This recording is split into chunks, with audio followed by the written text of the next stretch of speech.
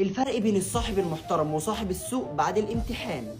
يلا يا ولاد، نص الوقت عدى، اللي عايز يمشي يمشي. قشطه، انا همشي واروح للواد خالد اللجنه بتاعته عشان اغششه. اتفضل يا مستر. تمام، يلا لم حاجتك وامشي. ياض يا خالد، ياض يا خالد، صح غلط غلط صح. تمام، والاختيارات الف الف د ب ج الف، والبرشامه اهي. قشطه عليك، خلصت يا مستر.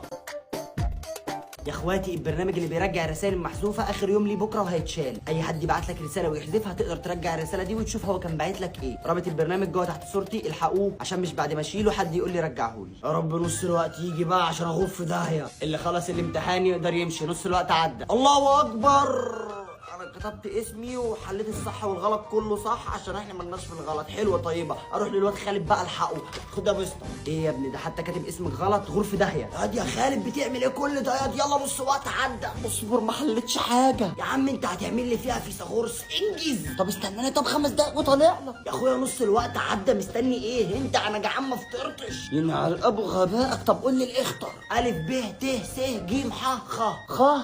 والله ما في خاه الا انت. انا همشي يا اسطى، عايز اروح الحق اكل كشري. لا استنى، طالما كشري خلاص خلصت يا مستر. ايوه كده، هو دوت صاحب الانتيم. نسقط ونعيد سوا مع بعض عادي، المهم نلحق الكشري.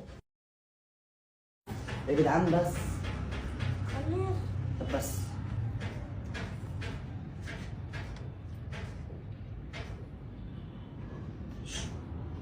هاخد ام اللعبه دغدغها.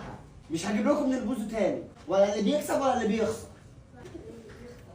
معرفش.